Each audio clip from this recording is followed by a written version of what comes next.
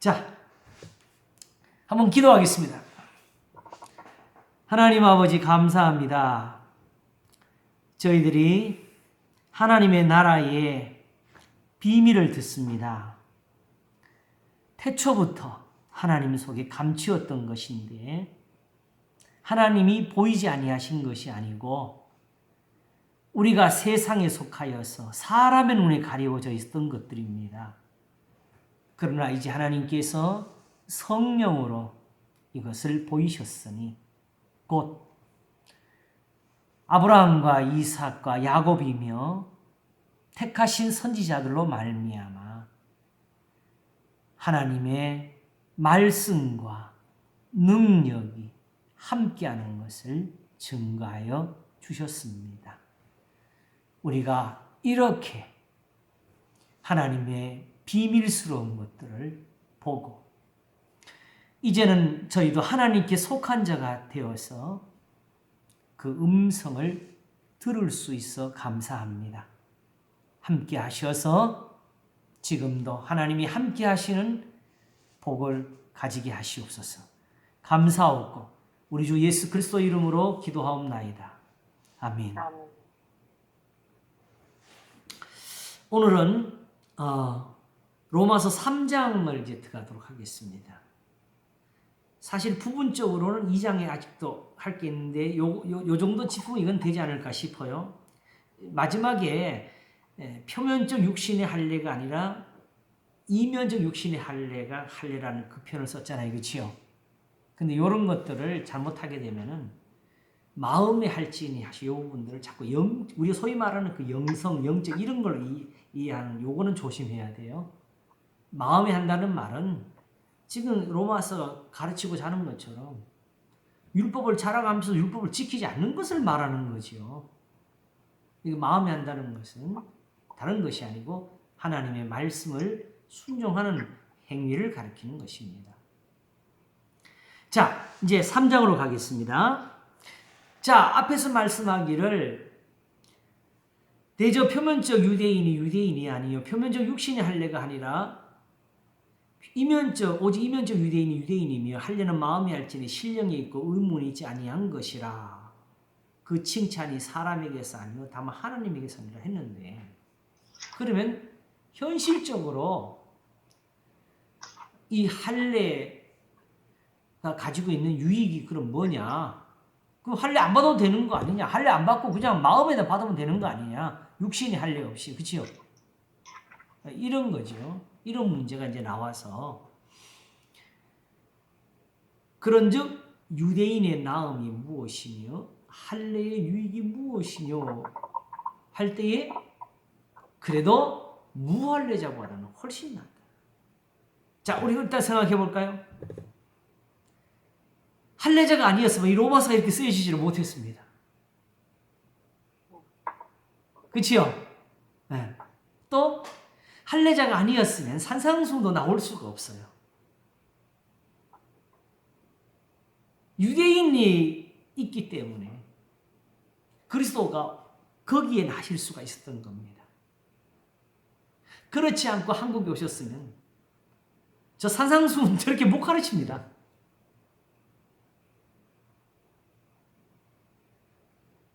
그래서 범사의 마음이 하면서 무슨 말 하느냐? 첫째, 이게 제일 중요한 거지요. 첫째는 저희가 하나님의 말씀을 맡았음이니라.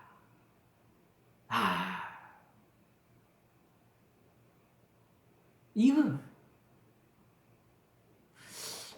아침에도 설교할 때 그 이야기를 잠시 놓고 나중에 설교할 때는 좀 더 확실하게 했는데 출애굽할 때 바로의 마음을 강팍하게 했다는 그 부분 있잖아요. 그렇죠? 그걸 우리는 어떻게 해석하냐 하면 하나님이 일부러 너는 믿지 마. 그리고 얘는 안 믿어. 너는 감동해서 넌 믿어야 돼. 이런 식으로 하나님이 그 선택을 한 것처럼 이런 해석을 많이 했거든요. 그래서 어떤 사람들은 거꾸로 그럼 뭐 하나님이 뭐 강팍하게 해놓고 뭐 왜 심판하고 그래 막 이렇게도 하고 그런데 거기 강팍했다는 말은 다른 뜻이 아니고 바로가 처음에 이제 그 지팡이로 뱀을 만들고 강물이 피가 되고 하는 이런 이적들이 하나씩 행해질 때마다 처음에는 순종하는 것 같더니 다시 또 마음이 변해가지고 변한 것뿐 아니라 그 다음에는 또 이스라엘을 더 괴롭혀요. 그러니까 이스라엘 사람들이 거꾸로 모세를 불평하는 거죠. 너 때문에 더 힘들다고. 그러니 모세는 또 마음이 편하게 했어요. 그래서 하나님께 그대로 제가 바로를 만나면 우리 백성들이 더 고생을 합니다. 하니까 내가 바로의 마음을 강팍하게 하기 때문에 그런 거다. 어떻게? 사실은 이런 거 필요 없이 연병으로 치면 다 죽인 한 번에 다 죽이면 끝난다 그랬어요. 그런데 만일 그렇게 하게 되면은 세상 사람들이 이 일을 한 분이 여호와인 걸 알 수가 없다는 거예요. 그래서 결국은 바로의 마음을 강팍하게 한 게 뭐냐? 조금씩 재앙을 더해가는 가는 거죠. 그때 바로는 하나씩 할 때마다 뭐 이거 우리 처음에 우리도 할 수 있는 거 나중에는 뭐 별거 아니냐 하고 또 다시 의심하고 또 하면서 재앙이 더해지는 거거든요. 그 어디까지? 결국 마지막에 신하들이 우리나라가 다 망했습니다. 내보내세요 하고 바로는 우리는 악하도다.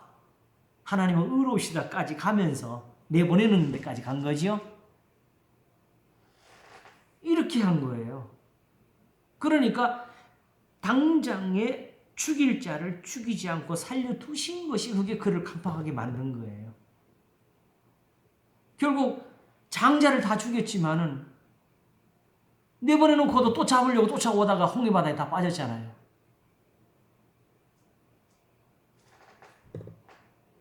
그럼 하나님 왜 그렇게 하셨느냐? 그게 뭐예요? 왜 세상 사람이 그걸 알아야 되지요? 바로 디모데에게 하신 말씀. 하나님은 모든 사람이 구원을 얻으며 지혜를 아는 데 이르기를 원하시느니라. 이스라엘이 그냥 이스라엘이 아니고 이스라엘은 선지자, 제사장으로 택함 받은 거예요. 어떻게? 그들이 다 말 잘하는 선생 전도자가 되고? No. 그들이 하나님을 순종하고 섬기면은 하나님의 말씀이 세상에 전파되는 겁니다.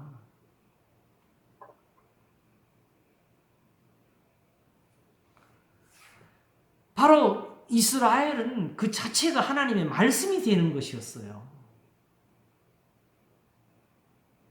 첫째는 제가 하나님의 말씀을 맡았습니다. 그것이 아니었으면 이 로마서가 안 쓰이죠. 이렇게 쓸 수가 없었죠. 마태복음, 누가복음이 나올 수가 없어요.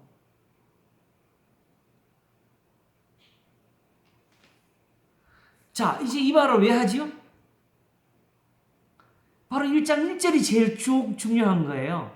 예수 그리스도의 종 바울은 사도로 부르심을 받아 하나님의 복음을 위하여 택정함을 입었다 그랬죠. 근데 이 복음이 바로 뭐냐면은 이 복음은 하나님이 선지자들을 말미암아 그의 아들에 관하여 성경에 미리 약속하신 것이라. 다만 우리는 너무 빨리 우리가 가지고 있는 기독론으로 빠져버려. 복음으로. 우리가 가진 어떤 그 예수 천당적인 그런 복음으로 빨리 빠져버린다. 아들에 관하여라는 게 뭐예요? 예수님이 요한복음 6장에서 너희가 성경에서 영생을 얻는 줄 생각하고 이 성경을 상고하거니와 이 성경이 곧 뭐예요? 내게 대하여 증거하는 것이로다. 그랬어요. 그렇죠? 자, 여러분 이때 유대인들이 예수님을 보고 반발하는 제1이 뭐예요? 예수님의 모습? 어떤 예언적인 그 성취? 예수님에서 뭘 그런 거 봐요?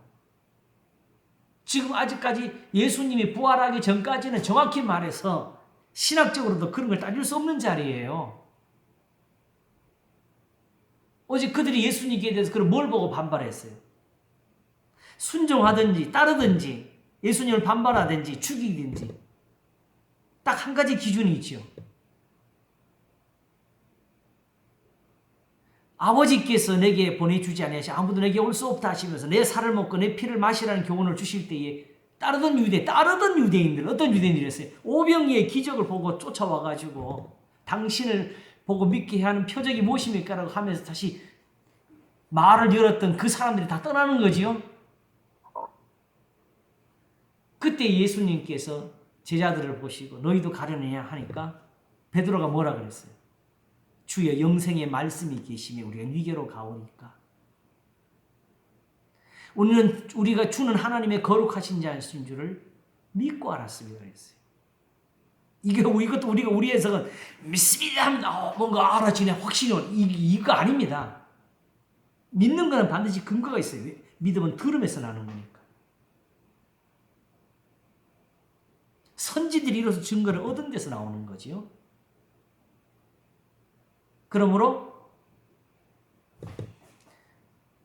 바로 영생의 말씀은 그건 6장이었고 5장에서 말씀하신 것. 너희가 영생을 얻는 줄 알고 생각하는 게 뭐예요? 성경이었잖아요. 구약 성경. 성경대로 믿으니까 예수님을 믿어야 됩니다. 어떻게? 이제 더 이상 저 성전이나 예수님 믿으면 거기는 딱 그때는 갈라지는 거예요. 더 이상 성전의 제단이나 제사는 끝나는 거예요. 뭐 때문에? 믿음 때문에. 왜? 하나님이 기뻐하시는 제사가 저런 행위보다는 하나님의 계명을 지키는 데 있다는 걸 알았으니까. 예수님이 가르친 게 뭐예요? 살리는 것은 영이니 육은 무익하니라. 내가 너희 이르는 말이 곧 영이요 생명이니라 하시면서 그때 그렇게 하신 거거든요. 그러면 성경이 예수님을 어떻게 증거했느냐? 여전히 안식일과 절기와 번제, 제사냐 아니면 내 이웃을 내 몸같이 사랑하라 하시는 이 계명이냐 이거거든요. 이게 그리스도에 관하여지요. 내게 대해 증거하는 거다. 모세의 말을 들었다면 또 내 말을 들었을 터인데 그러나 그의 글도 믿지 않거든. 어떻게 내 말을 믿겠느냐. 말이었어요. 예수님 말씀. 그 예수님 말씀이 옳다고 이게 맞는 거라고 하는 것이 성경이래요.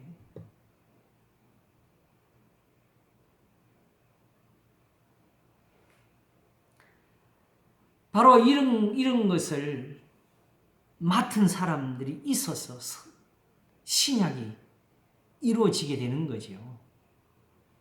그렇지 않았으면 예수님이 오셔서 십자가에 못 박혀 죽으시고 부활하셔도 그걸 해석할 수 있는 사람이 없어요.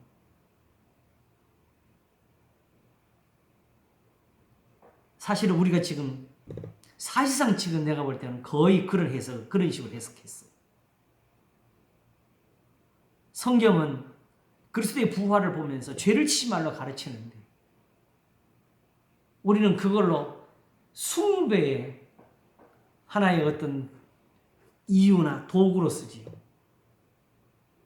하나님이 기뻐하지 않는 것, 오히려 악이 되는 것. 그렇게 하게 되면 사도 바울의 이 탄식이 언젠가 나와야 됩니다. 나야 하는 것은 내가 알지 못하노니 원하는 바 선은 하지 아니하고 악은 행하는도다. 이제 내가 원치 않은 바 악을 행하면 이제는 이를 행하는 자가 내가 아니요 내 속에 거하는 죄니라. 아무리 하나님께 예배를 잘 드려도 아무리 하나님께 기도를 열심히 해도 이 모든 걸 다 악으로 바꾸는 것. 죄가 내 안에 있었다. 누가 이걸 가르쳐주고 누가 여기서 나를 건져줘요?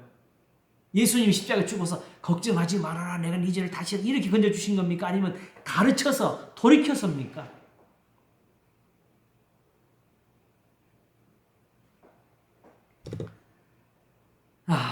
유대인의 복은 큰 겁니다, 여러분. 그래서 제가 전에 이런 말씀 드렸지요. 유대인들의 죄는 알면서도 믿지 않는 거고 우리는 모르면서도 아는 것처럼 하는 거라고.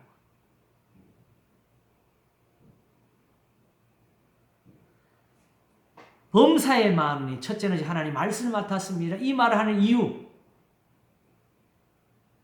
그러므로 본질적으로 성경을 보자 이거죠, 이제. 이제 정말 성경을 보면서 한번 따져보자가 이제 시작되는 거예요. 어떤 자들이 믿지 아니하였으면 어찌하리요? 그 믿지 아니함이 하나님 미쁘심을 패하겠느냐? 어떤 자들이 누구예요? 제일 첫째는 예루살렘의 유대인들이지요. 예수님을 십자가에 못 박은 사람들. 예수님이 분명히 그때 바리새인이나 제사장들에 대해서 말씀하실 때에 저들이 모세의 자리에 앉았으니까 그들의 말은 들어도 행위는 품지 말라고 하셨잖아요. 그러므로 바로 예수님을 미워한 사람들, 그리스도를 십자가 못 박은 그 사람들을 여기서 지적하는 거지요. 어떤 자들이 믿지 아니했으면 어찌하리요? 그 믿지 아니함이 하나님의 미쁘심을 패하겠느냐? 이걸 디모데 후서 2장 가게 되면은 내가 그 복음을 인하여서 옥에 갇히는 데까지 고난을 받았다. 지금 내가 갇혀 있다. 그렇지만은 하나님의 말씀은 내가 갇혀도 매이질 않는다 그랬어요. 그러므로 성경은 우리가 믿는다 안 믿는다 이해가지고 그 의미가 정해지질 않습니다. 흔히 그 어떤 그 언론 뉴스 채널들이 교회 갖고 장난칠 때 기독교인들이 몇 프로가 천국을 믿나 뭐 이런 거 조사하는 사람들도 있어요.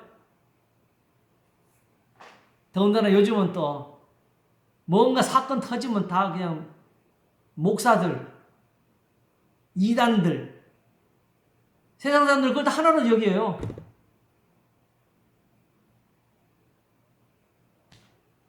그러나 솔직하게 기사를 쓰려면은 교회를 있는 대로 소개해야죠.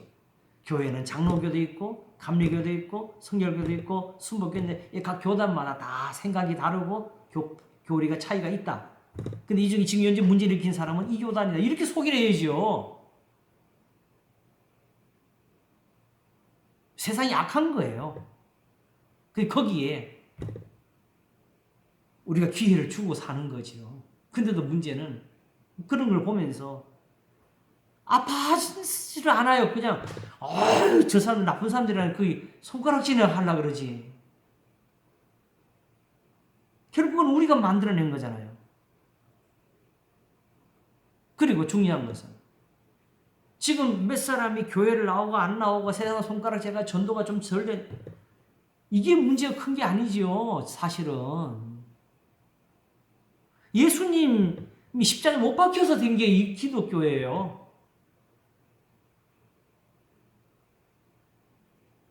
열두 제자들이 시작한 거고 그들이 시작할 때 옥에 갇히고 매를 맞고 죽임을 당하면서 시작한 거예요. 근데 이제 전도가 좀 막혔다고 그게 교회가 문 닫는 일입니까? 교인들이 떠나가고 교회가 문 닫는다고 이게 기독교 위기입니까? 말도 안 되는 이야기죠. 그런 날이 오게 되면 또 광야에서 우리가 시작을 해야지요.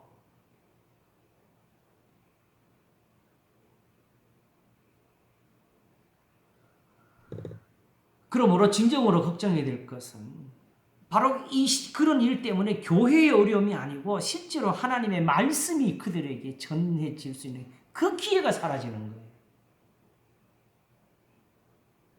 바로 범사에 많으니 첫째는 제가 하나님 말씀을 맡았음이라는 이 은사.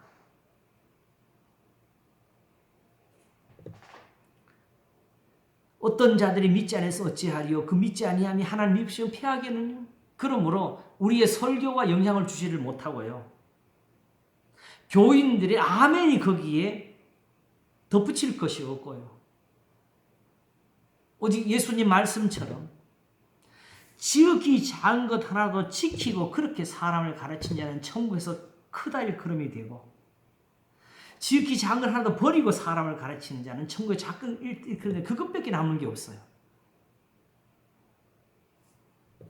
그러므로 행여라도 우리의 마음에 어떤 자기가 가지고 있는 교리적인 그 유리한 점을 위해서 해석하려고 하는 거 하면 안 됩니다. 또는 현실적으로 교회가 이렇게 어려우니까 이걸 어떻게 해결해 보자고 그런 문제 해결을 위한 수단이나 방법을 찾는 데 써도 안 됩니다. 왜냐? 하나님은 그런 사명을 맡기지 아니하셨고요. 다만 하나님의 일을 하시기 위해서 사도들에게 맡긴 것, 화목하게 하는 말씀을 부탁하시는 겁니다. 천지는 없어지겠으나 율법의 1.1에도 반드시 변하지 않고 다 이루리라 하시. 그 우리와 상관없이 하나님은 하나님의 뜻을 이루어 가시는 겁니다. 그렇기 때문에 나라의 임하옵시며 뜻이 하늘에서 이룬 같이 땅에서 이루어지이다. 이 기도밖에 없는 거예요. 그러기 위해서 이름이 거룩히 받으시오며가 있어야 되는 거예요.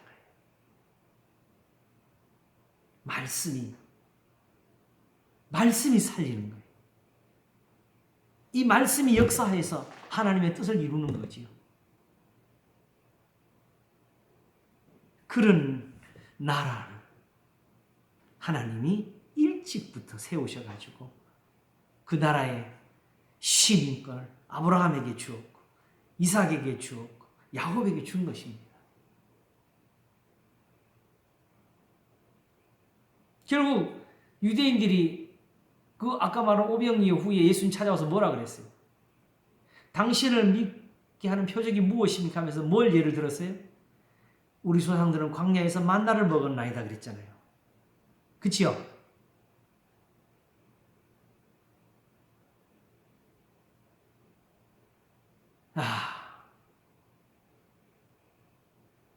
결국 지금 이 사람들은 바로 그 구약의 성도들이 누렸던 그 은사를 하나님의 나라로 알고 있는 거지요.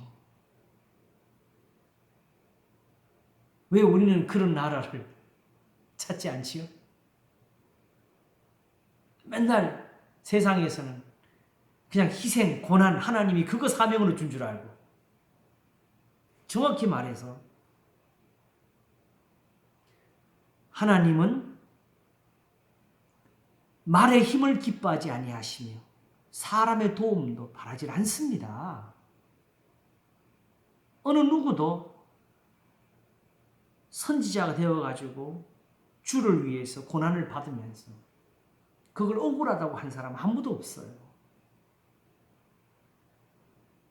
베드로가 매를 맞으면서 우리가 무엇이가 안 돼 주를 위해 이런 걸 당할 자격이 있냐 그랬어요. 그런 사람들 아니면 쓰임이 안 됩니다.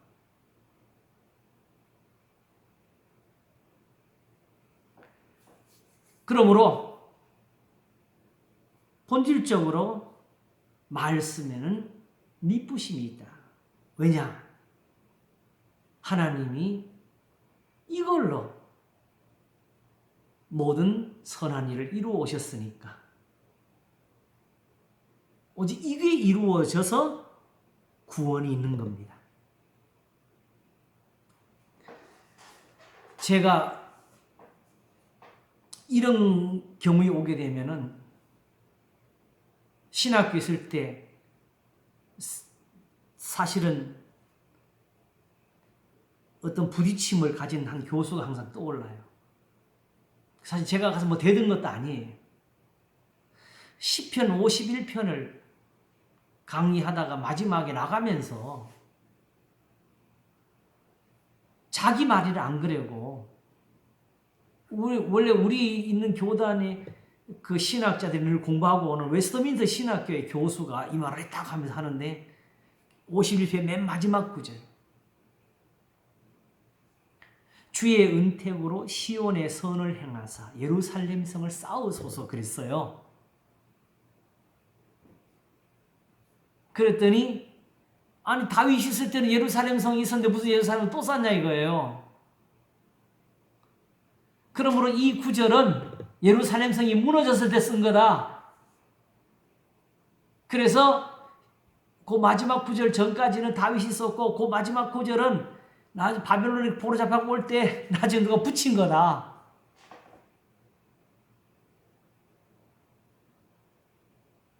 그게 제가 있던 신학교에서 구약학 교수 늘 학생들에게 설교자들이 시인이 되어라고 하는 사람이 그 말을 하더라고요. 그 시편 한 구 시편인데 그걸 시로 이해하면 되지. 그래서 제가 그냥 수업 시간이 아니고 수업 다 마칠 때 나가시는 교수님 조용히 나가서 앞에서 그냥 이렇게 물었어요. 교수님, 이걸 꼭 그렇게만 생각할 수 있는 건 아니지 않습니까? 했다고요. 그랬더니 갑자기 저한테 화를 내시고 삿대질을 해가면서 그거 어떡할 건데? 당신 말해봐! 막 그러더라고요. 나보고.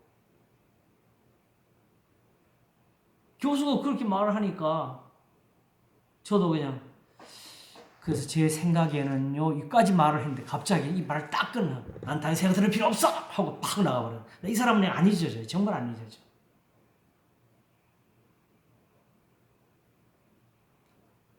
자유주의의 탈을 쓰고 사실은 들어온 스파이 같은 사람이죠.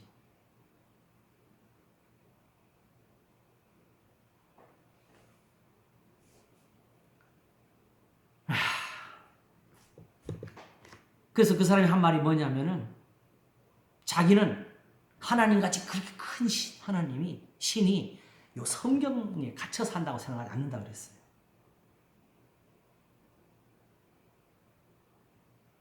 그러면 바로 제가 늘 말씀드린 게 하나가 걸리지요. 하나님 못하시는 세 가지. 첫째는 불의를 하실 수가 없고 다음에는 거짓말 하실 수가 없고 자 여기까지 오게 되면 사람들한테는 부딪혀요. 왜? 하나님이 너무 차가워요. 그렇죠? 왜 그런 걸 또 못하시죠? 그럴 때 하나님보다 더 큰 신이 있어야 돼. 그래서 그게 바로 제자들이 예수님을 마지막 뵙는 밤에 빌립이 아버지를 우리에게 보여주시면 족하겠나이다. 나를 본 자는 아버지를 보았거늘. 봤는데 그들 눈에는 그게 아버지가 아니야. 하나님이 저런 분일 수가 없다는 거지. 왜? 내가 하나님이면 까불면 다 죽여버리지. 세상 말로 하면. 세상 권력들이 그렇잖아요. 하나님을 절대자로 놓고 보면 뭐 더 할 것 같은데 그런 거 안 하시는 것 같아요.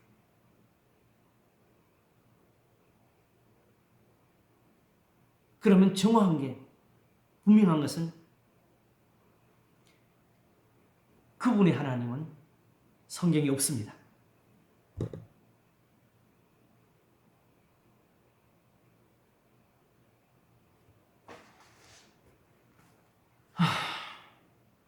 그리고 양심껏 우리가 말을 해야 되는데요.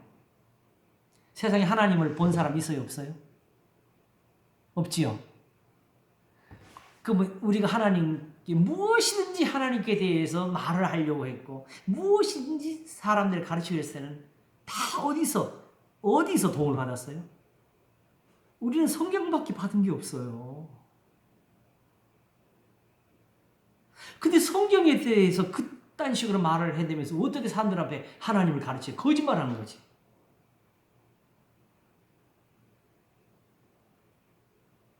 말장난으로 속이는 거지.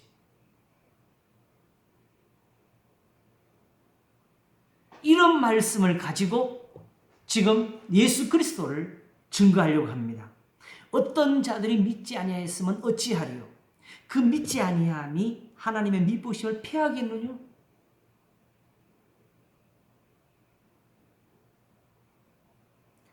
그 설명을 기왕 집에서 하고 넘어가야겠는데 사실은 제가 시편 50편을 한 3년 전인가 설교를 했는데 그 부분을 또 많은 분들이 안 봤어. 그래서 눈물로 설교한 것인데. 근데 거기서 무슨 뜻이냐면 주의 은택으로 시온의 선을 행하사. 무슨 뜻이냐 하게 되면은 결국은 제사와 예물 보다가 아시겠죠? 네. 내 속에 정한 마음을 창조하는 것처럼 구원의 기쁨을 회복시켜 주시는 그런 은혜로 예루살렘 성을 예루살렘답게 하나님이 영광을 받으시는 성처럼 만들어 달라요. 그 예루살렘이란 건물이 아니고 야곱이 되는 은혜가 있는 것처럼 예루살렘이 항상 모든 사람 앞에는 거룩한 성으로 남아 있잖아요. 그렇죠? 근데 단순히 그냥 신성해서 그런 것이 아니고 성경에서는 하나님이 거기서 능력을 행하셨어요.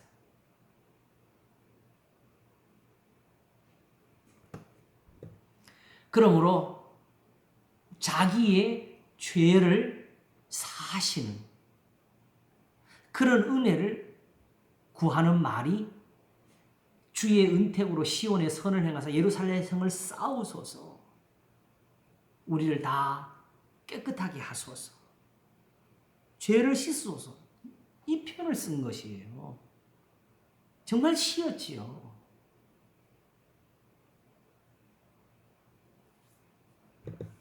그러면 무슨 일이 벌어지냐? 그때 저희가 의로운 제사와 번제를 하나님께 드릴 것입니다. 그랬어요. 그 앞에는 번제와 속죄제를 기뻐하지 아니하신다 해놓고 문제는 그러나 궁극적으로 죄를 사함받는 일은 속죄에서 일어나잖아요. 그렇죠? 분명히 이스라엘은 하나님 앞에 속죄제라는 은사를 얻었어요. 근데 이걸 기뻐하지 아니하시면 이게 다 끝난 거지요. 그러나 주의 은택으로 시온의 선을 행하사 예루살렘 성을 쌓으시게 되면은 그때 저희가 번제와 의로운 제사를 주님 앞에 드리게 될 겁니다. 그래서 다시 번제와 속죄제가 살아나게 하는 이런 은혜를 달라고 하는 거지. 그래서 자기 죄도 그렇게 씻겨지기를 원해서 우술초로 나를 정결케 하소서.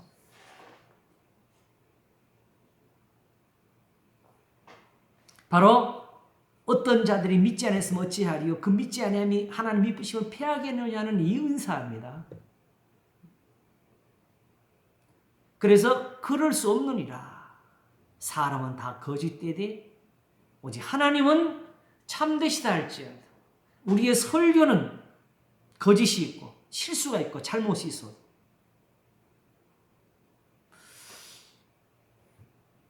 오직 하나님의 말씀, 기록된 말씀은 거짓이 없다.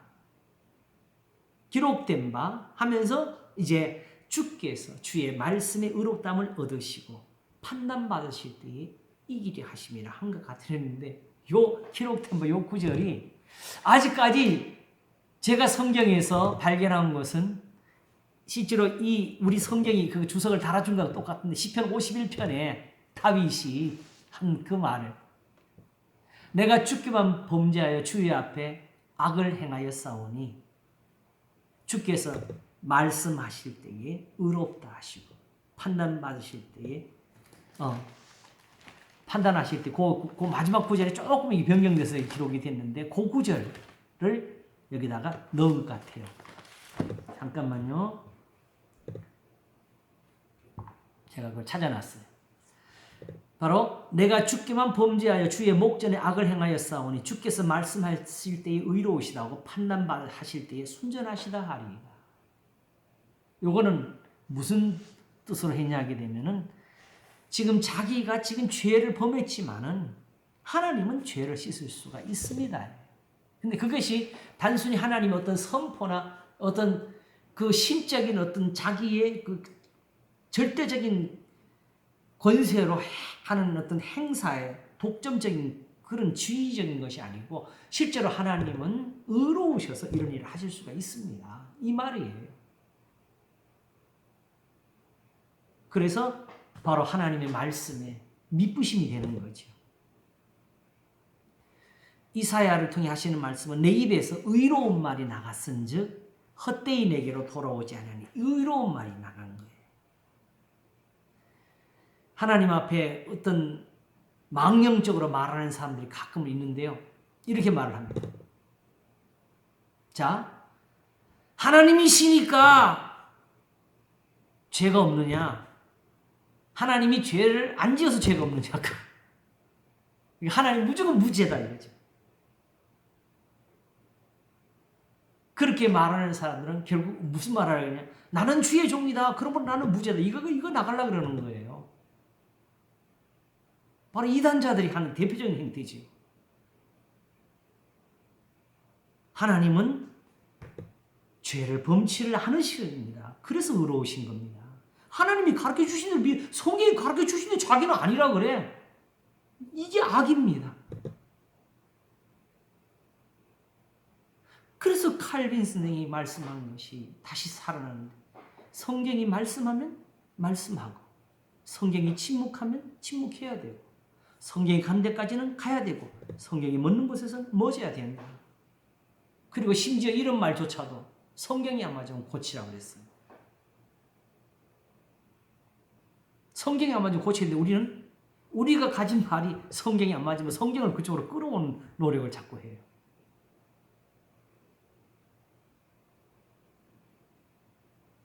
그러면서 거기 핑계는 성경은 그런 식으로 풀면 안 된다고.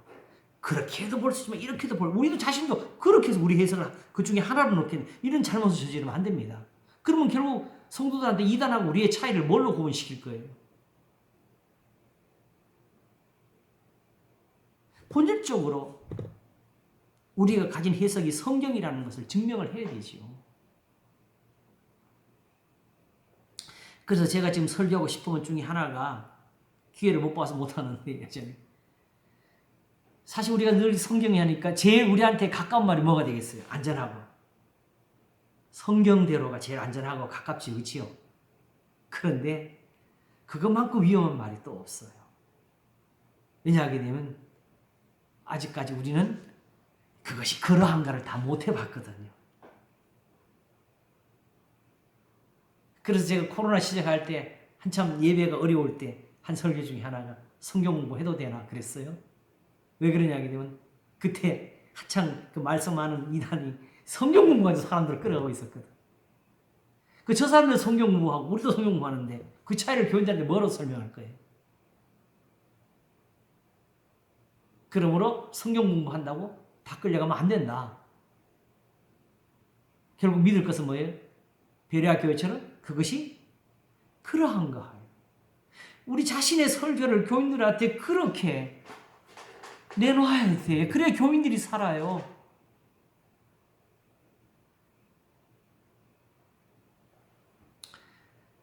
자, 그러므로 일단 4절까지 해서 하나의 어떤 결론이 하나 떨어졌습니다. 하나님의 말씀은 참되다. 하나님이 참되신 것처럼. 하나님은 어떻게 하신다고? 주의 말씀에 의롭다함을 얻으시고 판단받으실 때 이기를 하십니다. 아까 그 사람이 말한 것처럼 하나님은 이 성경이 매이지 않는, 그러면 하나님이 결국 이보다 더 큰 일을 해버리시게 되면은 성경은 뭐가 돼요? 거짓이 돼버리죠.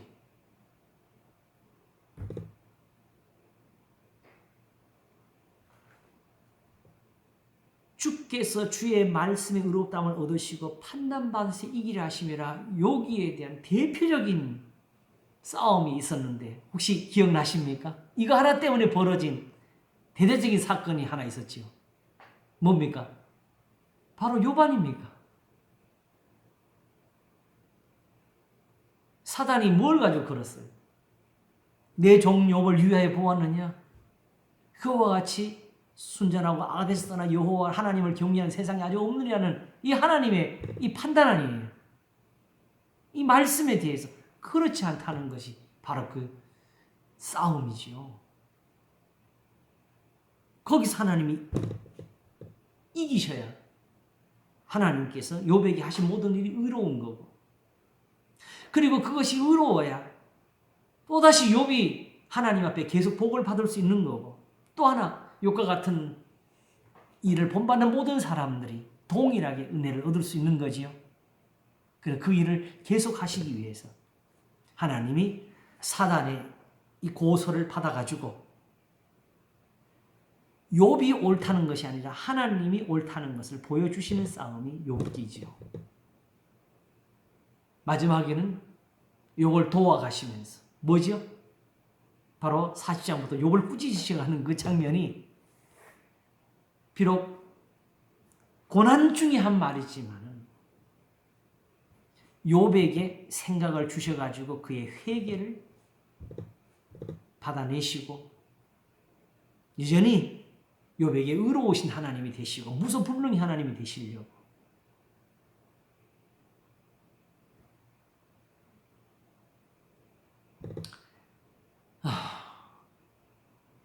오늘 설교의 주제는 사실은 답은 간단합니다. 하나님의 나라는 어떤 나라냐? 뜻이 하늘에서 이룬 같이 땅에서 이루어지는 그 나라를 그 나라에 들어가면 그런 일이 이루어진다는 거죠. 그래서 주기도문 하나예요, 사실은. 이름이 거룩히 받으시며 나라 임하옵시며 뜻이 하늘에 이룬 것 땅에서 이루어지이다 하는데 결국 뭐예요? 그 이루어지는 방법은 이름이 거룩힘을 받으시오.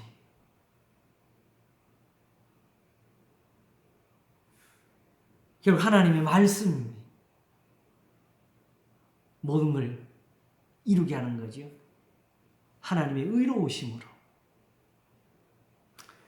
자, 이렇게 일단 한 결론을 내려놓고 5절을 갑니다.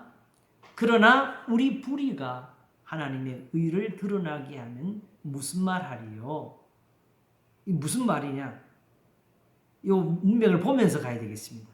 내가 사람의 말하는 대로 말하노니 진노를 내리시는 하나님이 불의하시냐. 그러니까 쉽게 말하면 나의 악행이나 나의 잘못한 것이 오히려 하나님 앞에는 더 영광이 되고 하나님께 찬송이 될 수 있느냐 이거 말하는 거죠. 우선 진노부터 보겠습니다. 하나님이 진노를 내리시는데 하나님이 불의하셔서 그런 것이냐? 결코 그렇지 아니합니다. 만일 그러하면 하나님께서 어찌 세상을 심판하시리요? 제가 마귀론의 그 근거를 여기서 찾아내는 거예요. 마귀가 왜 사단입니까? 하나님께 참소를 하는 거잖아요. 고소를 욥에게 하는 것처럼. 그 이유가 뭐예요? 목적이. 마귀니까 나는 마귀야. 나는 마귀니까 어쩔 수 없어. 나는 이런 일을 하기 위해서 만들어졌어. 하나님이 나를 이렇게 만들면 내가 어떡하라고. 이렇게 마귀하면 No. 거기에 근거는 디모데서 3장을 가게 되면 새로 입교한 자에게도 감독의 직분을 주지 말라 하면서 교만하여서 마귀를 정죄하는 그 정죄에 파직하며 정죄를 받고 있어서 그 정죄받은 것은 피조물이죠. 신이 아니죠. 그 하나님하고 뭐 겨루어가지고 제가 오늘 설교에 그 말을 넣었는데 귀신이 쫓겨나야 되는 이유에 대해서 앞으로 또 설교할 것 같다 그랬거든요. 귀신 왜 쫓겨나야 되느냐? 하나님하고 귀신하고 싸워. 하나님이 이놈은 귀신인데 나가라. 나사렛 예수 이놈은 막 그래서 막 두드려 패가지고 귀신하고 싸우다가 쫓아내는 거냐? No. 왜 쫓겨나야 되느냐? 하나님이 징벌을 내리신 것이었고 이제는 하나님의 나라가 이루어져서 의로운 판단이 나왔으니까 나가야 되는 거예요.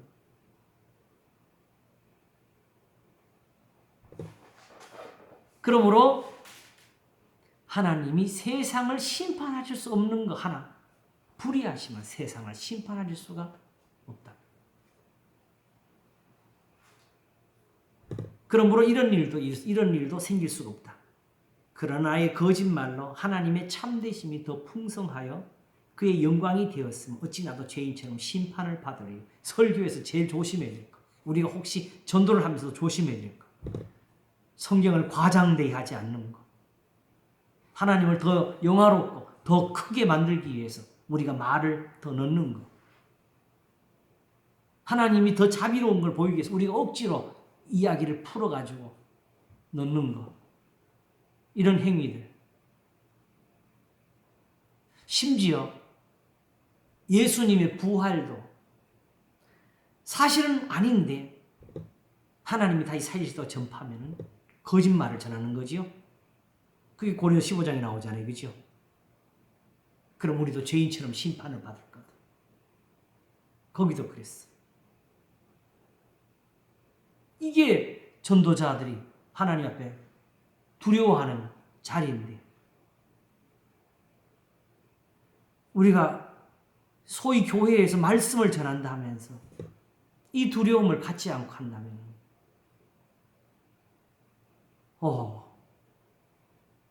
제가 아는 대로는 최소한도 하나님이 사랑하시면 욥의 회개처럼 만들어 주셔야 될 거고 그렇지 않으면 욥의 세 친구처럼 꾸지람을 받을 수도 있겠지요. 왜냐하면 그들에 대한 꾸지람은 너희들의 말은 내 종 욥의 말같이 순전치가 못하기 때문이라 그랬어요. 그냥 가느냐? 욥이 너희들을 위해서 기도하면 내가 너희들을 용서할 거라고 했었습니다.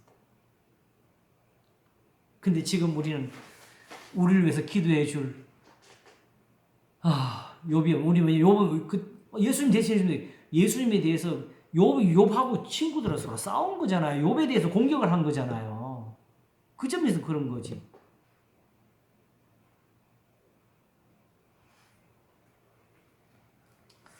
예수님 우리를 위해서 기도하실 때는 요한일서 2장처럼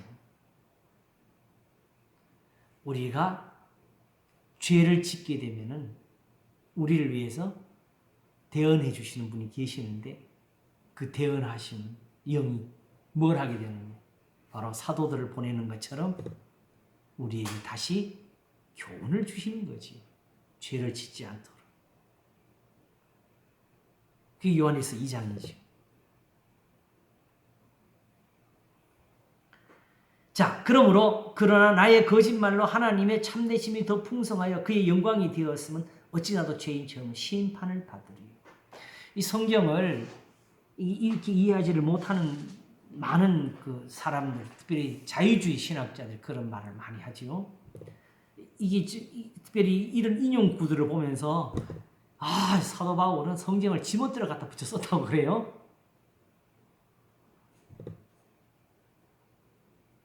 그리고 마태도 마찬가지. 그 기록된 바 뭐가 같으니라 이루려 함이니라 그런 구절들이 실제로 돌아가 보게 되면 실제로 마태복음에 그 사건과 관련이 없어요.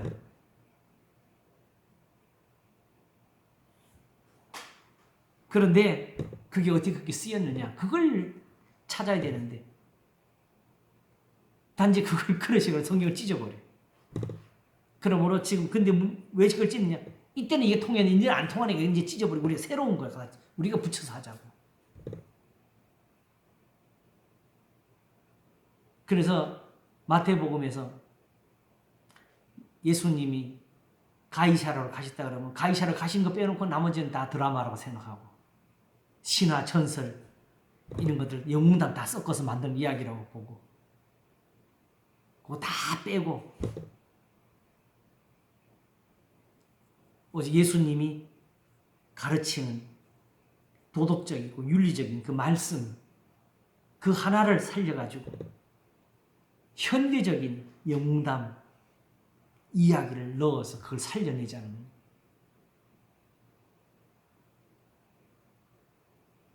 근데 이런 노력은 사실은 보수적인 설교에도 반대로 역으로 있어요. 아까 말씀드린 것처럼 교리를 합리화시키기 위해서 하는 노력들. 절대로 해서는 안 되는 것들이죠. 침묵을 할 때 침묵을 못하는 거. 안 됩니다. 그렇게 되면은 바로 7절 같은 심판을 받습니다. 그런 나의 거짓말로 하나님의 참되심이 더 풍성하여 그의 영광이 되었으면 어찌 나도 죄인처럼 심판을 받으려. 또는 그러면 선을 이루기 위해 악을 행하지 하지 않겠느냐 하면서 어떤 이들이 이렇게 비방하여 우리가 이런 말을 한다고 하니 저희가 정죄받는 것이 옳으니라 까지가 이제 8절이 됩니다. 그러므로 절대로 로마서에는 이런 표현의 글이 단 한 자도 들어갈 수가 없습니다. 단 한 곳 어디서도 이런 식의 글을 써가지고 예수님을 그리스도로 전할 수가 없습니다. 성경이 무너지면 차라리 나는 하나님 모르겠다고 선포를 하시든지 그러이지.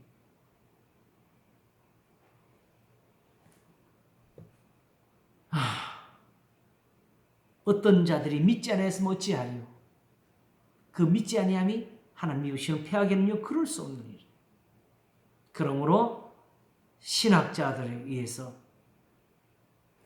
영향을 받거나 달라질 수가 없고 설교자들에 의해서 그 뜻이 변할 수가 없는 것. 또 교인들의 아멘에 의해서 아멘의 숫자가 진리를 더하거나 빼거나 할 수가 없는 것이다. 그게 성경입니다. 그런데 이게 참 제가 웃기는 말을 스스로 한다고 생각하는데 지금 어느 사람들이 성경을 보면서 이만큼 두려움을 가지고 있겠어요? 봐도 뜻이 안 들어오는데 무슨. 제가 아침에 설교할 때 그랬잖아요.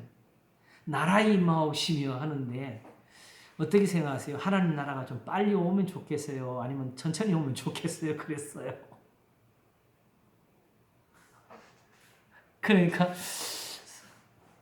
성도 한 분이 참 고민스럽게 하나님 나라가 좋기는 한데 이 빨리 오는 것도 그것도 좀 문제가 될 것 같다. 왜냐하면 사실은 천국은 우리가 생각하는 영생 마지막 부활 천국은 종말이고, 그죠? 이 세상에서 천국을 살아서 가는 건 죽어서 가는 거니까.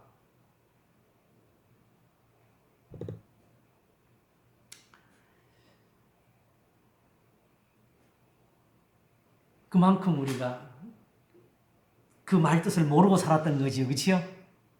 그러니까 실제로는 그런 기도도 우리가 안 했잖아요. 가르쳐줘도 안 했잖아요. 그게 얼마나 절실한 건데.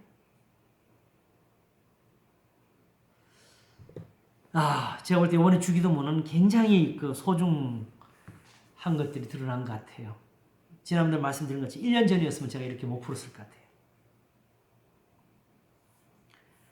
자, 그러므로 지금 바울이 지금까지 하는 말은 본격적으로 이제 모든 것을 어디에 의지해서 말하고자 하는 거지요? 기록된 말씀, 성경을 의지해서, 율법을 의지해가지고, 율법을 의지하고 자랑하는 내가 율법을 범하고 하는 욕되기냐까지 말을 했으니까, 절대적으로 율법에 의지해서. 미쁘신 하나님의 말씀을 가지고 그리스도를 증거하려고 하는 것입니다. 그러므로 전적으로 이제 성경에 의존하겠다. 그래서 그러면 어떠하뇨? 우리는 나오뇨? 결코 아니라 유대인이나 헬라인이나 다 죄 아래 있다고 우리가 이미 선언하였느니라 하면서 이것도 기록한 바. 이 말씀을 잘 읽어야 돼요. 사실은 의인은 없나니 하나도 없으며 깨닫는 자도 없고 하나님을 찾는 자도 없고 다 치우쳐 한 가지로 무익하게 되고 선을 행하는 자는 없나니 하나도 없도다. 자, 이걸 가지고 자칫 잘못해가지고 그 전적 부패라는 이 교리에 어울리게 하면 안 됩니다. 이걸 우리는 할 수가 없다는 이쪽으로 풀어서는 안 됩니다. 여기는 그 뜻으로 말한 건 아니지요. 지금 이 말하는 건 뭐예요? 결국 마지막 18절을 미리 보세요. 저희 평강의 길을 알지 못하고 저희 눈앞에 하나님을 두려움이 없느니라 하면서 마지막 뭐라? 함과 같으니라고 했지.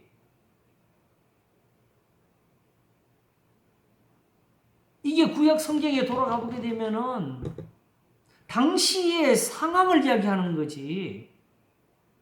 본질적으로 사람이 할 수가 없다 이 표현을 쓴 건 아니에요.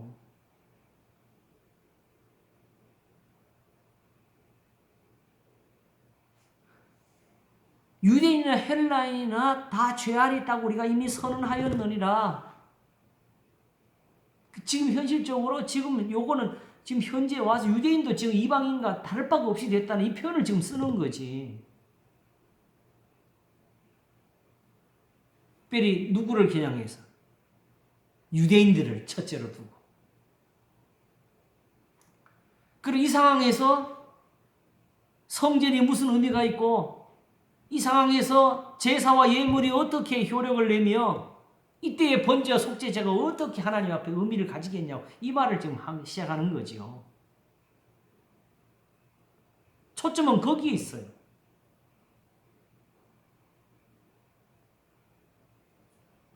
신학적인 전적 부패를 여기서 논하는 거 아닙니다. 전적 부패는 우리가 다시 한번 또 이제 공부를 해야 되겠죠. 선을 행하는 자는 없나니 하나도 없도다. 할 수가 없다는 것이 아니라 저희 목구멍은 열린 무덤이요 그 혀로는 속임을 베풀며 그 입술에는 독사의 독이 있고 그 입에는 저주와 악독이 가득하고 그 발은 피 흘리니 빠른지라 파멸과 고생이 그 길에 있어 평강의 길을 알지 못하였고 저희 눈앞에 하나님을 두려워함이 없느니라. 이게 뭐지요? 시편 14편하고 이사야 53장에 나오는 거지요. 이스라엘 멸망 때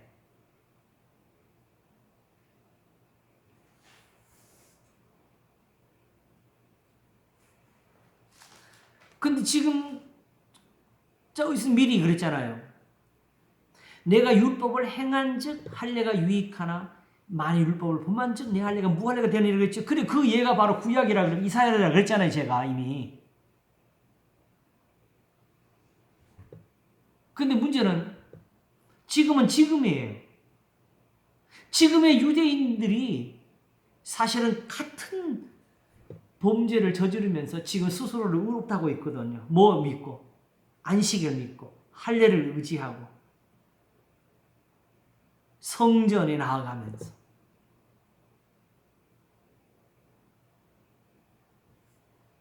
그런데 사실상 지금 현재 유대인들의 상황은 이 상황과 같다 이 말이죠. 같습니까? 그 답을 하나님이 주셨지요. 바로 주 70년에 생기는 예루살렘의 멸망, 돌 위에 도난하는 다 무너뜨리리라.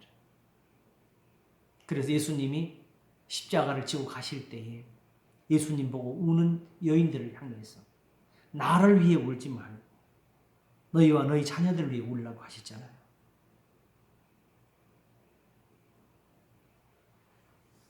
자, 이런 상황인데 과연 속죄제가 우리한테 효력이 닿겠느냐 이 말하는 거예요. 그래서 19절에 우리가 알거니와 무릇 율법이 말하는 바는 율법 아래 있는 자들에게 말하는 것이니 이는 모든 입을 막고 온 세상으로 하나님의 심판 아래 있게 하려 함이니라 그랬어요. 이 말은 사실은 조금의 그 이해가 필요한 부분 같아요. 일단 그 다음 구절을 먼저 보겠습니다. 그러므로 율법의 행위로 그의 앞에 의롭다 하심을 얻을 육체가 없나니 율법의 행위는 뭐죠? 계명 지키는 거? 다들 여기 이걸 거기다 접붙여서 지금 잘못된 거예요. 이게 뭐죠? 율법 행위, 할례, 안식일, 제사, 성전, 절기. 바로 사도 바울이 빌립보서 3장에 말하는 것. 율법의 의로는 흠이 없는 자를 하는 그걸로 의롭다함을 얻는 육체는 없다. 이 말이 된 거죠. 왜냐하게 되면 율법으로는 죄를 깨달음이니라 했어요. 요 깨달음이라는 것은 율법을 보다 보면 자꾸 죄가 떠오르게 되고 자꾸 양심에 가책이 오고 이런 식의 또 의미가 될 수도 있거든요. 근데 그것이 아니고 요거는 히브리서하고 연관이 좀 되는 것 같아요. 히브리서가 결국 마지막에 10장을 갔을 때 하는 말이 이제는 저 제사를 폐하게 된 이유, 바로 대속죄일을 기준으로 말을 하게 됩니다. 1년에 한 번씩 속죄하는 날을 정해놓고 제사를 드리는데, 그러면 그 죄가 씻겨졌으면 더 이상 안 드려야 되는데 또 1년마다 또 드린다는 요 해석을 했거든요. 그러므로 율법은 우리에게 그 죄를 깨닫게 하는 것이 있다는 거죠. 어떻게? 율법대로 살지 않으니까.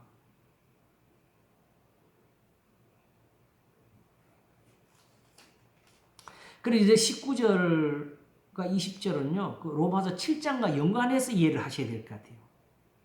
율법이 탐내지 말라 하지 않기 때문에 내가 탐심을 알지 못하였으리라. 그러니까 일부러, 이것들이 자기 공로를 내세우고 자기의 의를 가지고 나한테 자꾸 다가오네. 이거 내가 못 봐주겠다.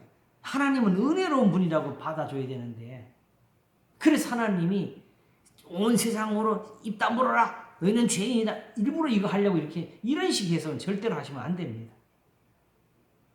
본래 앞에서 말한 것처럼 다 이런 상황인데, 아시겠죠? 이걸 깨닫게 해주고 이걸 정지해 줄 수 있는 것이 바로 율법이라는 거지요. 다시 말하면 율법에 기록된 대로 온갖 일을 항상 해가지 않는 자는 저주 아래인 자라 그랬으니까. 이해가시겠죠? 그래서 이걸 이렇게 율법이 이렇게 정지하고 있는데 율법의 행위로 의롭다고 하던 육체가 어디 있느냐? 야고보서가 뭐라 하죠? 야고보서가 사실은 굉장히 두려운 말을 해요. 우리끼리 사람을 판단하고 외모로 부자, 가난한 사람을 나누고 사랑하지 않는 그것을 보면서 율법이 너를 범죄자로 정하리라고 합니다. 근데 이게 우리한테는 와닿지 않아요, 사실은. 우리 율법의 두려움을 모르니까. 그러나 율법의 정죄는 더 이상 회개치 않으면 구원이 없다는 뜻이죠.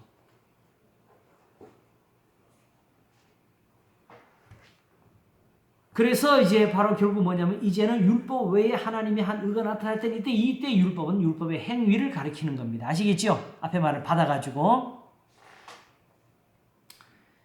왜냐하게 되면은 결국 율법이 우리한테 의를 주는 것은 어디서 주게 됩니까? 그 속죄의 제사가 연락될 때 의가 이루어지는 겁니다.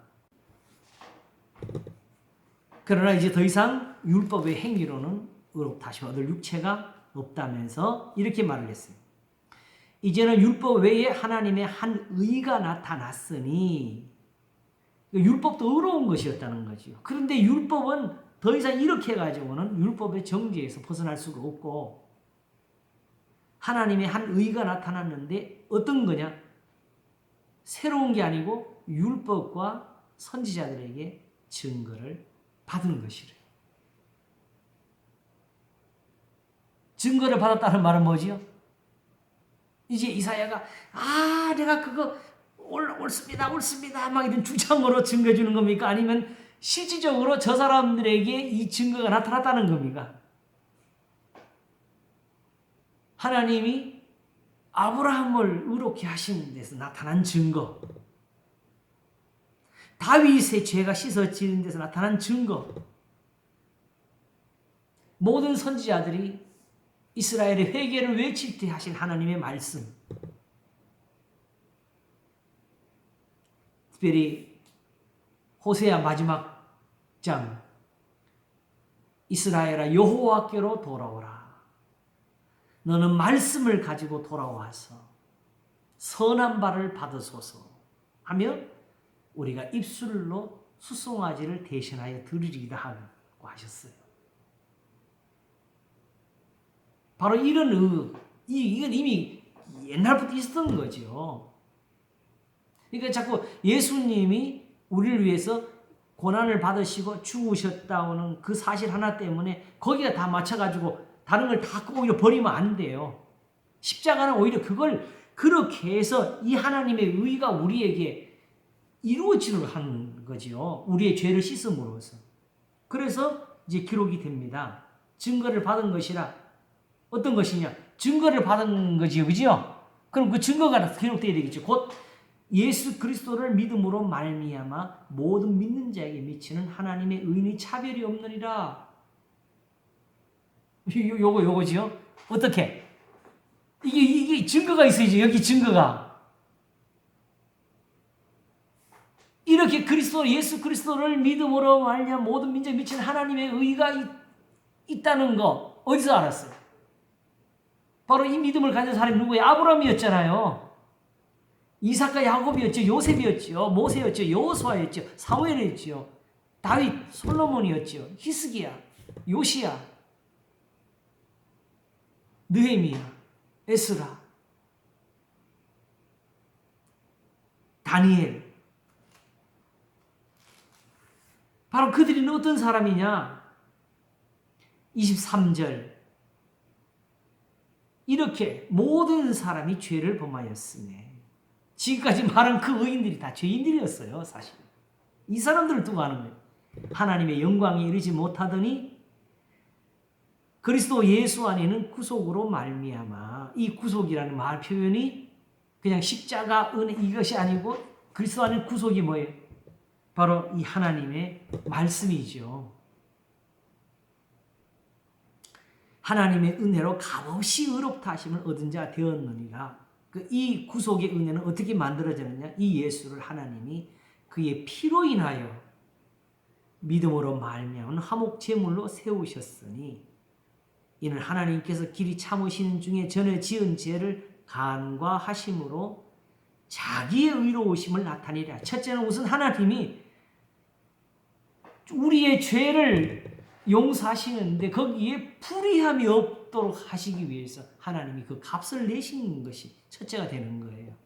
하나님의 의를 위해서. 그러니까 하나님께서 이 아들로 말미암아 구속을 내신 거지요. 회개하라, 돌이키라, 믿으라 하시면서 하나님의 계명을 주실 수가 있는 거지요. 바로 무덤 속이는 자들이 다 하나님의 아들의 음성을 들을 때 오라니 곧 이때라 하시는 것처럼 듣는 자는 살아나리라. 이 은사가 역사하게 되는 거지요. 그래서 26절 곧 이때에 자기의 의로우심을 나타내사 뭐하느냐? 자기도 의로우시며 또한 예수 믿는 자를 의롭다니 하심이니라. 생각보다 많은 사람들이 이렇게 또 이해하는 사람들이 있어요. 하나님의 의라는 표현을 자꾸 이제 우리가 가진 그 어떤 그 구원론 쪽인데 맞춰야 되니까 하나님의 의라는 건 결국 뭐냐? 하나님이 높은 기준을 하나님이 세우는 기준이 이만큼이다 보여주시면서 너희들이 이거 할 수 있어 없어 이 테스트를 하기 위해서 내준 그 기준으로 보는 사람들이 있어. 그러나 하나님이 뭐 하시냐? 자기도 의로우시며 또한 예수 믿는 자를 의롭다리 하시며 예수님 이 말씀하셨죠. 너희가 나를 사랑하였다면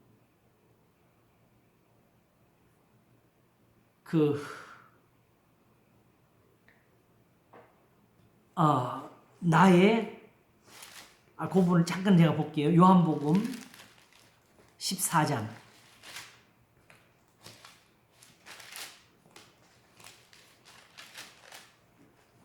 잠깐만요. 어디를 보냐 하게 되면 요한복음 14장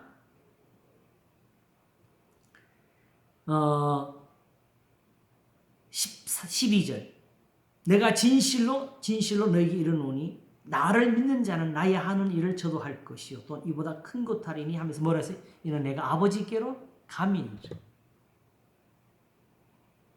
여기지. 예수님이 아버지께로 가기 때문에 이런 일이 벌어집니다. 어떤 일? 내가 나를 믿는 자는 나의 하는 일을 저도 할 것이요 또한 이보다 큰 것들을 일 내가 아버지께로 갑니다. 그런 일.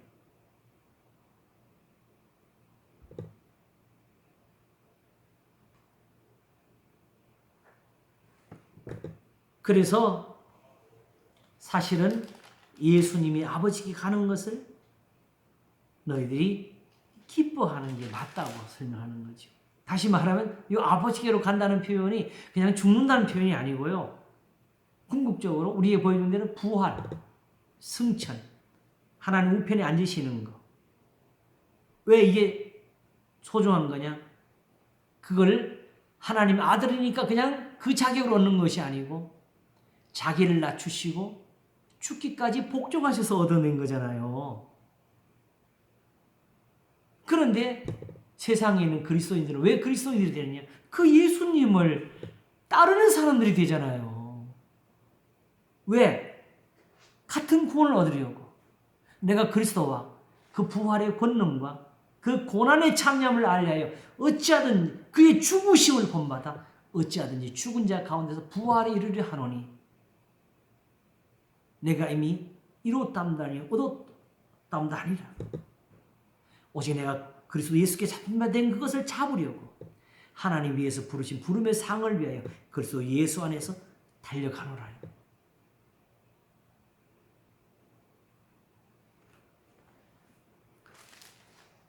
그러므로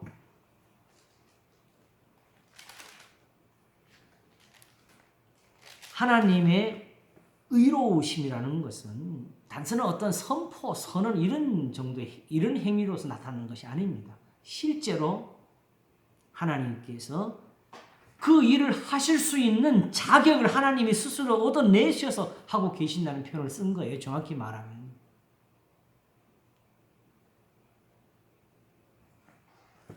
그러므로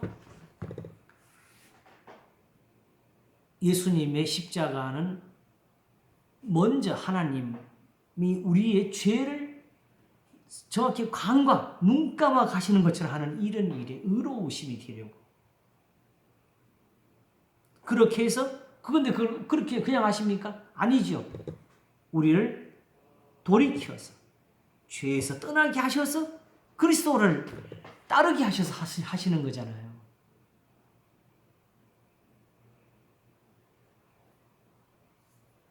그래서 27절이 쓰입니다. 그런즉 자랑할 때가 어디냐? 있을 수가 없느니라. 무슨 법으로냐? 행위로냐? 오직 아니라 오직 믿음의 법으로니라. 뭔 말이죠? 결국 그러니까 지금 이 로마서가 초점을 맞춘 거 있는데 따라가야 돼요. 결국은 제단은 성전, 할례는 이제 우리가 그쳐야 된다. 왜? 할례 받아, 자 보세요. 할례 받는 것도 아무것도 아니요. 할례 받지 않은 건 아무것도 아니라고 했으니까 받아도 상관없잖아요. 그치요? 근데 받는 게 왜 문제가 되죠? 받는 사람들은 그걸로 의를 삼으려 그러니까.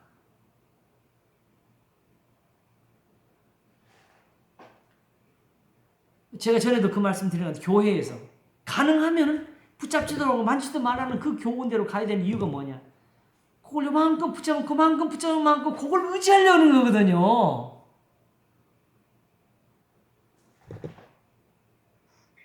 직분 받으면 받은 대로 권리 행제를 하려고 하는 게 문제지. 뭐든지 그걸 의지해서 내가 하나님 이만큼 했으니까 이거 했으니까 이렇게 했으니까 이런 식으로 하나님 앞에서 정말 은혜의 어떤 수단이나 방편으로 삼고자 하는 그것이 있게 되면 예수님에게서 떨어지는 겁니다. 정확히.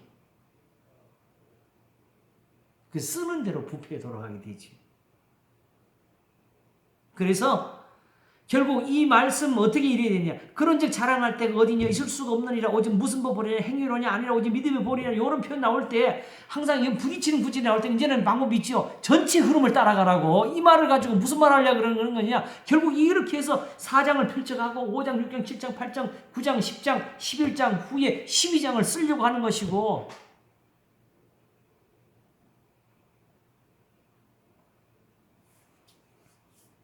결국 믿음의 법이라는 말은 제사의 법을, 의식의 법을 상대적으로 두고 이제 하나님의 말씀대로 사는 것, 8장에서 말하는 것, 영을 조는 자는 영의 일을, 육을 조는 자는 육의 일을 생각하는 그 부분에서 갈라지는, 그걸 지적 이미 여기서 펼치고 있는 거지요.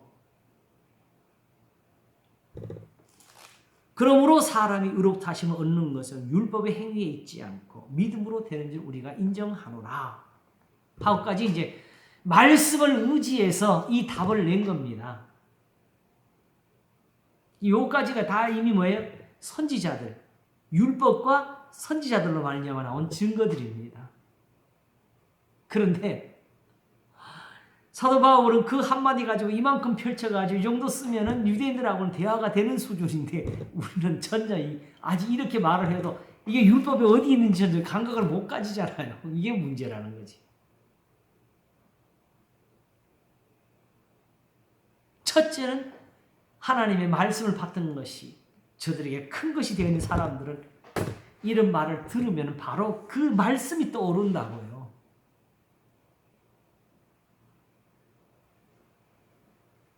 그러므로 율법의 행위라는 이 표현 정리를 해야 돼. 율법의 행위는 제사, 예물 드림, 기도, 그 다음에 성전, 절기, 할례와 같은 바로 육체로 행해지는 예배의 종류, 모든 의식과 관련된 것들이죠. 그것들로 되는 것이 아니고, 이 표현을 우리 한마디로 들을 수 있는 곳이 어디 있죠? 바로 고린도서 7장. 할례나 무할례가 아무것도 아니로되 하나님의 계명을 지킬 따름이니라. 이 표현이지요.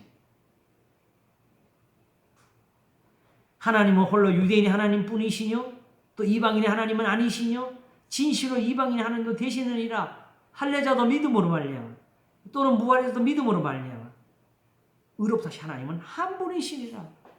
그건 참 아까 출애굽기에서 나타난 거잖아요.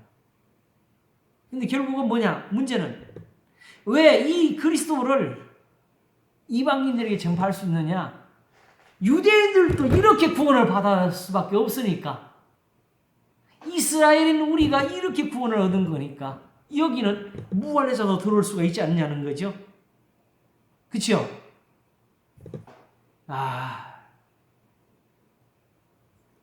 근데 이 재미있는 것은 31절. 그런즉 우리가 믿음으로 말미암아 율법을 폐하느냐? 그럴 수 없는, 도리어 율법을 굳게 세우느니라 했습니다. 아까 시편 51편에서 다윗이 주의 은택으로 시온의 선을 행하사 예루살렘 성을 쌓으소서 할 때 그 말 전에 뭐가 있었죠? 번제 속죄제를 기뻐하지 아니하신다 하면서 그 말한 거잖아요. 그죠? 근데 그렇게 해서 뭐 하는 거? 그때 저희가 번제와 온전한 번제를 하나님께 드릴 것입니다가 다 이루어지는 거죠. 궁극적으로 보시면 지금 여기에 문제는 뭐냐? 율법으로는 하나님 앞에 의롭다시고 오늘 육체가 없는 게 문제잖아요. 그치요? 그러나 만일 이 믿음의 법으로 하게 되면은 여전히 그 속죄제가 의를 줄 것이고 번제가 의를 이룰 겁니다.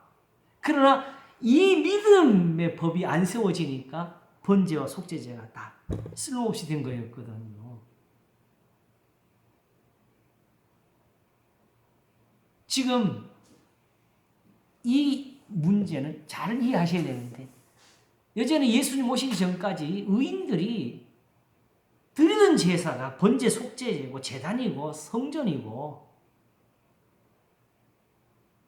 솔로몬 1천 먼저 드린 것은 그건 산당이었어요. 하나님이 당연히 폐하라고 하시는. 근데 그걸 의롭게 한 게 다 뭐예요? 오직 솔로몬이 기도해서 구한 거. 자기를 위해서 부와 장수와 그런 걸 구하지 않고 오직 백성들을 공정하게 재판하기 위해서 선악을 분별하는 지혜를 달라고 했다. 그야말로 예수님 말씀이 거기서 이루어지는데 네가 구하지 않은 것까지 다 줄 거라고. 너희는 먼저 그의 나라와 의를 구하라. 그럼 이 모든 걸 너희 더하시리라고 솔로몬에게서 이미 그때 이루어진 거잖아요. 근데 어떤 부흥 집회에 온 사람이 그걸 쓰면서 굳이 뭐라뇨. 그러나 1000번 때문에 준 거지. 이렇게 구해서 준 건 아니에요. 그 하나님 마음에 들었다는 표현을 다 인데도 그걸 무시하고.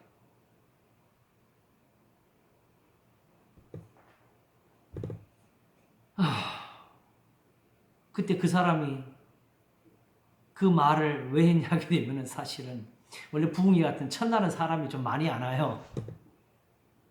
점점 분위기가 무르익어가면서 그리고 특별히 수요일쯤 가게 되면 이제 수요 예배도 같이 겹쳐 있으니까 사람들이 더 많이 오거든요. 근데 부흥사는 사람이 많이 안 오면 참 그걸 못 견디지요. 자기를 무시했다고 생각이 들고 여기 이런 유명한 사람 아닌데 왜 이렇게 안 오냐 이 뭐 어떻게 썼냐게 되면 예수님이 남방 여인이 솔로몬을 보내고 저 남방에서부터 온 거 그거 이야기했지 않느냐. 그런데 여기 솔로몬보다 더 유명한 사람이 와 있다 지금 그 말을 했어요. 그럼 뭐야? 네. 나는 미국 갔다 왔다.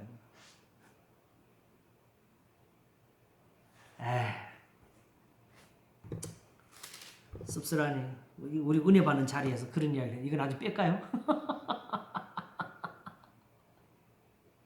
자, 율법도 의로우며, 그렇죠? 계명도 의로우며 거룩하고 선하도다가 바울의 그 답이 이렇게 다 들어있는 겁니다. 문제는 죄를 지으면서 있으니까 우선 죄에서 떠나서 선을 행하는 게 맞지요. 결국 우리가 이게 왜 소중하냐? 본래부터 복음이라는 것이 무엇이냐? 원래부터 예수 그리스도를 전파하는 것이 뭘 전한 것이었느냐? 우리의 신앙은 지금 어디에 맞춰져야 되느냐? 지금 로마서가 다 지배를 했거든요. 그동안에. 그 해석에 의해서. 근데 이제 우리가 보니까 이런 뜻이었다는 거죠. 결국은 이게 답입니다. 자, 그러므로 형제들아 내가 하나님의 모든 자비하심으로 너희를 권하노니 너희 몸을 하나님이 기뻐하시는 거룩한 산 제사로 드리라. 이는 너희의 드릴 영적 예배니라. 너희는 이 세대를 본받지 말고 오직 마음을 새롭게 함으로 변화를 받아 하나님의 선하시고 기뻐하시고 온전하신 뜻이 무엇인지 분별하도록 하라. 그러므로 이제 그리스도 예수 안에 자는 결코 정죄함이 없나니 이는 그리스도 예수 안에는 생명의 성령의 법이 죄와 사망의 법에서 너를 해방하였습니다. 이렇게 이게 이루어지는 거죠. 이걸 말하는 자리죠. 속죄죄가 없어서는 안 됩니다. 마지막까지 우리는 하나님 앞에 구속의 은혜가 필요한 사람입니다. 그러므로 우리가 믿음으로 말미암아 율법을 폐하느냐? 그럴 수 없느니라. 도리어 율법을 굳게 세우는 있는 기록이 그대로예요. 그러니까 정확히는 이 3장에서 사실은 이 답을 다 얻어냈어요. 어떤 자들이 믿지 않아서 어찌하리요? 그 믿지 아니 하나님이 폐할 수 해야겠냐? 그럴 수 없느니라 하면서 말씀을 의지해가지고 이 답을 적었고 사실은 나머지 4장, 5장, 6장은 여기서 아직 남은 논쟁이 있어가지고 그걸 해결해가는 과정이지요. 4장은 어떤 면에서 바로 여기 모든 사람이 죄를 범하였으면 이 자리에 아브라함과 다윗을 갖다 놓고 그들이 의롭다 하심을 받는 것, 특별히 아브라함을 중심으로 그 설명을 해서 4장 25절 제가 여기서 부르는 노래 예수는 우리 범죄함을 위하여 내어줌이 되고 또한 우리를 의롭다 하시며 살아나셨느니라. 아까 말씀 내가 아버지께로 가민이라 표현이 거기 들어가 있죠. 왜 우리를 의롭다 하시며 살아나셨느냐? 우리가 예수님을 믿거든. 이렇게 예수님 믿거든. 이렇게 믿음의 법으로를 하면서 할례자들이 스스로 자기를 무할례자처럼 살기로 했거든. 바로 바울이 그랬죠. 그러므로 중요한 것은 하나님이 이걸 의로 여기시느냐? 마지막 답은 이겁니다. 요거 얻지 못하면 믿음은 다 헛겁니다. 제사도 헛거인 것처럼. 의로 여기시는 거기까지 가야 됩니다. 거기 이르는 것은 절대적으로 제사와 예물이 아니었다. 오직 이 로마서가 말하는 믿음이었다. 계명을 지키는 믿음. 말씀대로 사랑하는 순종. 자, 이렇게 해서 우리가 단지 세상에서 그냥 어떤 칭찬이나 남과 비교해서 내가 이런 믿음을 가졌다고 어떤 자랑하거나 이런 것이 목적이 아니고 여기 뭐가 있어? 이렇게 해서 우리를 의롭다 하시는 하나님의 의를 보게 되는 거죠. 그렇죠? 이게 제일, 이걸 빠뜨리고 보면 절대로 안 됩니다. 절대로 성경을 가지고 네가 옳으냐 내가 옳으냐 싸움을 해서는 안 됩니다. 오직 우리는 의롭다 하시는 하나님의 그 의를 찾아가는 사람들이지 저 사람을 정죄해서 어는 의는 없습니다. 수고하셨습니다. 한 번에 다 해버렸네요. 그렇죠? 우리는 구원을 얻은 사람들입니다. 기도하겠습니다. 하나님 아버지 감사합니다. 이제는 율법 외에 하나님의 한 의가 나타났으니 사람이 미쁘심을 패할 수 없는 말씀, 율법과 선지자들에게 증거를 받은 것입니다. 바로 모든 사람이 죄를 범하였으며 하나님의 영광에 이르지 못하더니 그리스도 예수 안에 믿음으로 말미암아 하나님의 은혜로 값없이 의롭다 얻는 자 되었느니 여기 있어. 아브라함이 있었고 이삭과 야곱이 살았고 요셉이 지키심을 얻었고 이스라엘이 애굽에서 구원을 얻는 영광을 가졌습니다. 다윗의 나라가 이렇게 세워졌고 솔로몬의 영광도 여기서 나왔습니다. 그런즉 이제 우리에게 제사가 폐해진 것이 아니고 너희 몸을 하나님이 기뻐하시는 거룩한 산제사로 드리려 하는 이 영적 예배로 모든 것이 살아있어서 그리스도 예수 안에 있는 자는 결코 정죄함이 없고 저희는 다만 이 믿음으로 하나님 앞에 의로 여기심을 얻어서 영생과 구원을 얻습니다. 이 세상에서는 변화받고 오는 세상에서는 영생을 얻지 못할 자가 없고 나를 믿는 자는 내가 하는 일을 저도 할 것이요 이보다 큰 것 하리니 이는 내가 아버지께로 가민이라 한까지 우리가 세상에서 소망을 갖나이다. 주의 말씀대로 되어지이다. 주의 복을 받는 백성들이 되게 하소서. 감사하고 우리의 영원한 구원이신 주님 예수 그리스도 이름으로 기도하옵나이다. 아멘. 수고하셨습니다. 감사합니다. 고맙습니다. 다들 평안하세요. 네, 나중에 뵙겠습니다.